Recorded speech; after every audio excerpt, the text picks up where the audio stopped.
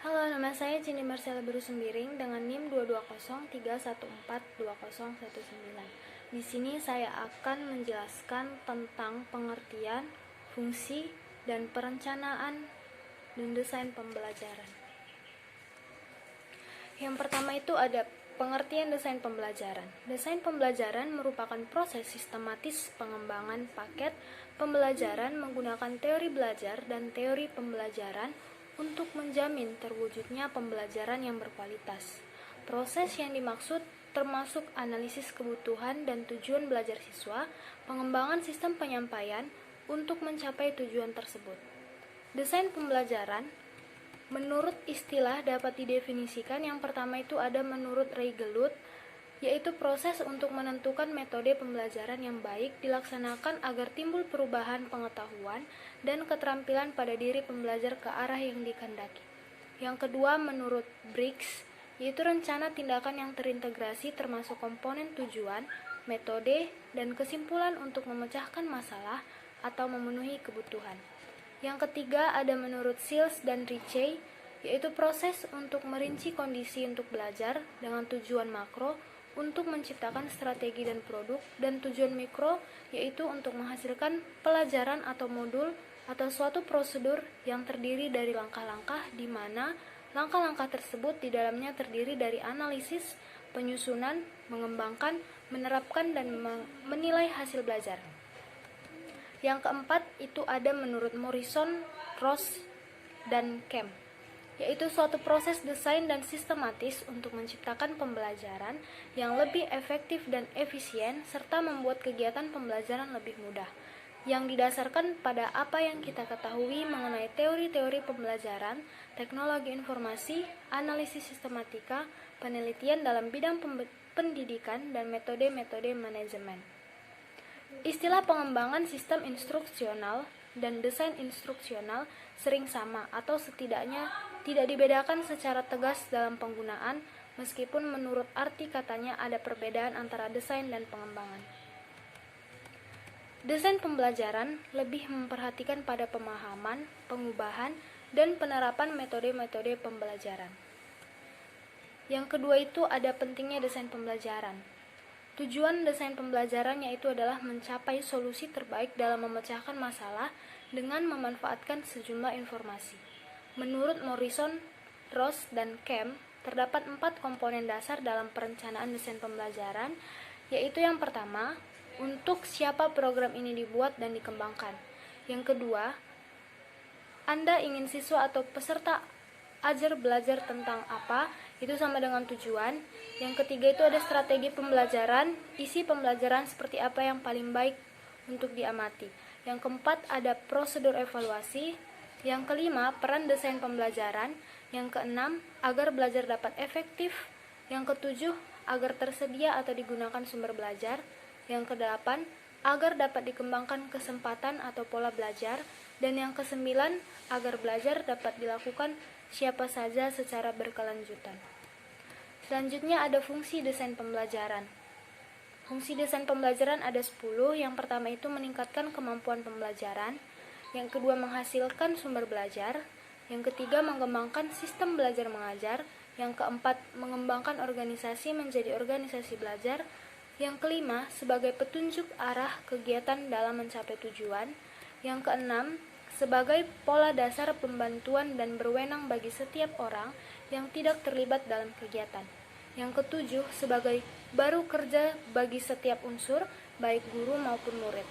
Yang kedelapan sebagai alat ukur yang efektif tidaknya suatu pekerjaan sehingga setiap saat tidak diketahui ketetapan dan kelambatan kerja. Yang kesembilan untuk bahan penyusun data agar keseimbangan kerja. Dan yang terakhir menghemat waktu, tenaga, alat, dan biaya. Desain pembelajaran memegang peranan penting dalam peningkatan kualitas pembelajaran.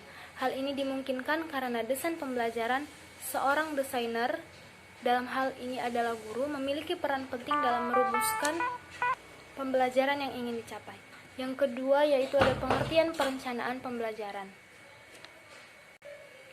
Dalam konteks perencanaan, perencanaan dapat diartikan sebagai proses penyusunan materi, pengolahan media, penggunaan pendekatan dan metode pengelolaan, dan perkiraan waktu yang akan dilaksanakan pada masa tertentu untuk mencapai tujuan yang telah ditentukan. Dari pengertian di atas, kita dapat melihat bahwa perencanaan pembelajaran itu adalah suatu proses yang dilakukan oleh guru dalam membimbing, membantu, mengarahkan peserta didik untuk memiliki pengalaman belajar dan mencapai tujuan yang telah ditentukan dengan langkah-langkah penyusunan materi pembelajaran, penggunaan media, penggunaan metode dan solusi yang diambil dalam waktu yang ditentukan akan dilaksanakan dalam waktu tertentu. Konsep perencanaan juga dapat dilihat dari berbagai sudut pandang. Yang pertama, perencanaan membangun sebagai teknologi adalah perencanaan yang mendorong penggunaan teknik yang dapat mengembangkan tingkah laku kognitif dan teori-teori konstruktif terhadap solusi dan masalah perencanaan. Yang kedua, perencanaan sebagai suatu sistem adalah sebuah susunan dari sumber-sumber dan prosedur-prosedur untuk menggerakkan pembelajaran. Yang ketiga, perencanaan pembelajaran sebagai sebuah disiplin adalah cabang pengetahuan yang senantiasa memperhatikan hasil penelitian dan teori tentang strategi tersebut. Yang keempat, perencanaan membangun sebagai sains adalah mengkreasi secara detail spesifikasi dari pengembangan, implementasi, evaluasi, dan pemeliharaan akan situasi atau fasilitas pembelajaran terhadap unit-unit yang luas maupun yang lebih sempit dari materi pelajaran dengan segala tingkatan kompleksitasnya. Yang kelima, perencanaan membangun sebuah proses adalah proses pengembangan sistematik yang digunakan secara khusus atas dasar teori-teori pembelajaran dan menjamin kualitas pembelajaran. Yang keenam, perencanaan membangun sebagai realita adalah ide yang dikembangkan dengan memberikan tata tertib dari waktu ke waktu dalam suatu proses yang dikerjakan. Perencanaan dengan mengecek secara cermat bahwa semua kegiatan telah sesuai dengan sains dan dilaksanakan secara sistematik. Lalu ada manfaat perencanaan pembelajaran. Yang pertama, dengan perencanaan yang akurat akan dapat diprediksi sebaik apapun yang akan tercapai. Yang kedua, sebagai alat untuk memecahkan masalah. Yang ketiga, untuk memanfaatkan berbagai sumber belajar secara tepat. Lalu perencanaan akan membuat pembelajaran berlangsung secara sistematis. Selain itu, terdapat beberapa manfaat perencanaan dalam proses belajar mengajar. Yang pertama, sebagai petunjuk arah kegiatan dalam mencapai tujuan. Yang kedua, sebagai alat ukur yang efektif tidaknya suatu pekerjaan sehingga setiap saat tidak diketahui keputusan dan kelambatan kerja. Yang ketiga, untuk bahan penyusunan data agar terjadi keseimbangan kerja. Yang keempat, untuk memberikan waktu, tenaga, dan alat-alat biaya. Fungsi perencanaan pembelajaran mempunyai beberapa fungsi. Yang pertama, fungsi kreatif, yaitu pembelajaran dengan menggunakan perencanaan yang matang akan memberikan umpan balik yang dapat menggambarkan berbagai kelemahan yang ada sehingga dapat meningkatkan dan memperbaiki program. Yang kedua, ada fungsi inovatif, yaitu suatu inovasi pasti akan muncul jika rencana tersebut karena adanya dan laporan antara harapan dan jaminan. Yang ketiga, ada fungsi selektif. Fungsi selektif ini berkaitan dengan pemilihan materi pelajaran yang sesuai dengan tujuan pembelajaran. Yang keempat, ada fungsi komunikatif. Suatu perencanaan yang memadai harus menjelaskan kepada setiap orang yang terlibat, baik guru, siswa, kepala sekolah. Yang kelima, ada fungsi prediktif, yaitu perencanaan yang disusun secara akurat dapat menggambarkan apa yang akan dilakukan setelah tindakan-tindakan sesuai dengan program yang telah disusun. Lanjut, fungsi yang keenam, fungsi akurasi, yaitu melalui proses perencanaan yang matang, guru dapat mengukur setiap waktu yang diperlukan untuk menyampaikan bahan pelajaran tertentu, dapat menghitung pelajaran yang efektif. Fungsi yang ketujuh, yaitu panggilan tujuan, mengajar pesan-pesan materi, tetapi juga membentuk manusia yang utuh yang tidak hanya berkembang dalam aspek intelektualnya saja, tetapi juga dapat dalam sikap dan keterampilan.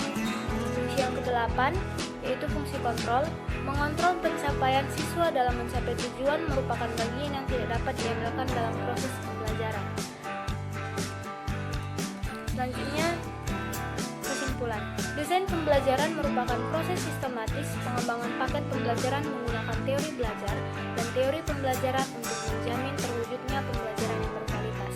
Desain pembelajaran memiliki beragam fungsi, yaitu meningkatkan kemampuan pembelajaran, menghasilkan sumber belajar, mengembangkan sistem belajar mengajar, mengembangkan organisasi menjadi organisasi belajar, sebagai petunjuk arah kegiatan dalam mencapai tujuan, sebagai pola dasar dalam tugas, dan berwenang bagi setiap tempat kerja yang terlibat dalam kegiatan baru sebagai baru bagi setiap unsur, baik guru maupun murid dan lain-lain.